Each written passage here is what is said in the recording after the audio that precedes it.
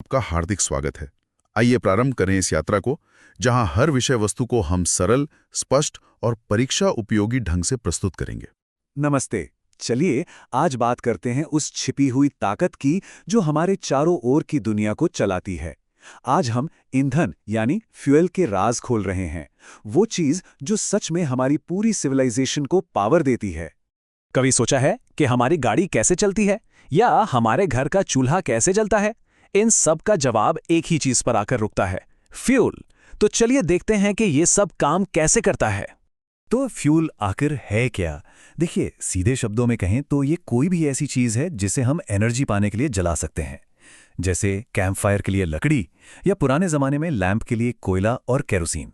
ठीक है, तो अब थोड़ा और गहराई में चलते हैं। देखिए, सारे फ्यूल्स एक जैसे नहीं होते, और ये समझने के लिए कि कौन सा सबसे ज्यादा पावरफुल है, हमें पहले ये जानना होगा कि उन्हें अलग अलग ग्रुप्स में कैसे बांटा जाता है। फ्यूल्स को बांटने का एक तरीका है उनके सोर्स के हिसाब से। पहले होते हैं प्राइमरी फ्यूल्स, जो हमें सीधे सीधे कुदरत से मिलते हैं, जैसे कोयला या लकड़ी। और फिर आते हैं सेकेंडरी फ्यूल्स, जिन्हें हम इन प्राइमरी फ्यूल्स को प्रोसेस करके बनाते हैं, जैसे कि वाटर गैस। हम फ्यूल्स को उनकी फिजिकल स्टेट के हिसाब से भी बांट सकते हैं, मतलब कि वो सॉलिड हैं, लिक्विड हैं या गैस। हमारे पास लकड़ी जैसे सॉलिड फ्यूल हैं, पेट्रोल जैसे लिक्विड और सीएनजी जैसी गैस।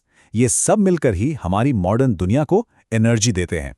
तो अब जब हम ये बेसिक क्लासिफिकेशन समझ गए हैं, तो चलिए जरा उन फ्यूल्स पर करीब से नजर डालते हैं जिन्हें हम अपनी रोजमर्रा की जिंदगी में इस्तेमाल करते हैं। सबसे पहले बात करते हैं एलपीजी की। हम में से ज्यादातर लोग इसे अपने किचन से जानते हैं, है ना? ये असल में ब्यूटेन और प्रोपेन का एक पावरफुल मिक्सचर है, जो हमें वो तेज और अच्छी हीट देता है जिससे खाना बनाना इतना आसान हो जाता है। लेकिन यहाँ एक मजेदार बात है, एलपीजी की अपनी कोई गंध नहीं होती। तो फिर कभी गैस लीक होती है तो हमें वो अजीब सी जानी पहचानी बदबू क्यों आती है? ये साइंस का एक कमाल है।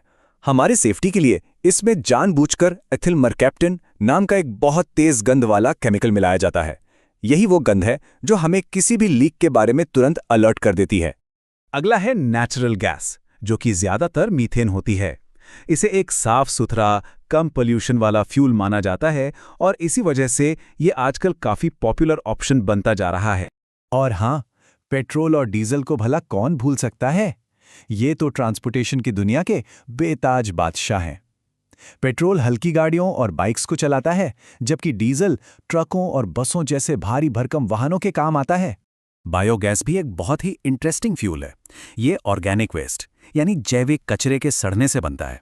इसकी असली ताकत आती है इसके हाई मीथेन कंटेंट से, जो अक्सर 75% तक पहुंच जाता है। तो हमने कई तरह के फ्यूल देख लिए, लेकिन हम इनकी पावर को मापते कैसे हैं? मतलब हम ये कैसे तय करते हैं कि कौन सा फ्यूल सबसे ज्यादा एनर्जी देता है? इसका जवाब छिपा है कैलोरीफिक वैल्यू में। अब ये सुनने में थोड़ा टेक्निकल लग सकता है, पर इसका मतलब बहुत सिंपल है। ये बस इस बात का माप है कि 1 किलो फ्यूल को पूरी तरह जलाने पर कितनी हीट एनर्जी निकलती है। इसे फ्यूल की एनर्जी रेटिंग भी कह सकते हैं, जिसे हम किलोजूल प्रति किलोग्राम में नापते हैं। तो अब समय है असली मुकाबले का। चलिए इन सभी फ्यूल्स को उनकी कैलोरीफिक वैल्यू के आधार पर आमने सामने रखते हैं और देखते हैं कि असली चैंपियन कौन है। तैयार हैं? चलिए पता लगाते हैं कि किस फ्यूल में सबसे ज्यादा पावर छिपी है। चलिए इस चार्ट को नीचे से ऊपर की तरफ देखते हैं।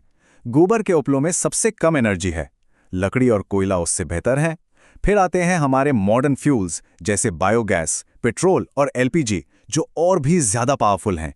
लेकिन एक ऐसा फ्यूल है जो इन सबको मीलों पीछे छोड़ देता है, और वो है हाइड्रोजन।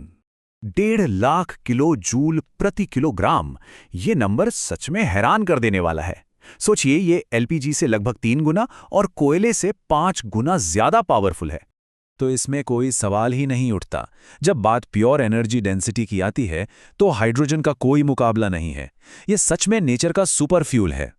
और ये सारी जानकारी हमें एक आखिरी और शायद सबसे जरूरी सवाल पर लाकर खड़ा कर देती है। एक ऐसा सवाल जो हमें एनर्जी के भविष्य के बारे में सोचने पर मजबूर करता है।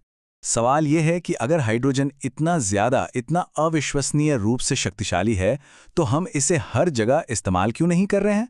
हमारी गाड़ियां, हमारे घर, सब कुछ हाइड्रोजन से क्यों नहीं चलता? ये एक ऐसा सवाल है जिसके जवाब में शायद हमारी एनर्जी का फ्यूचर छिपा है, सोचने वाली बात है ना?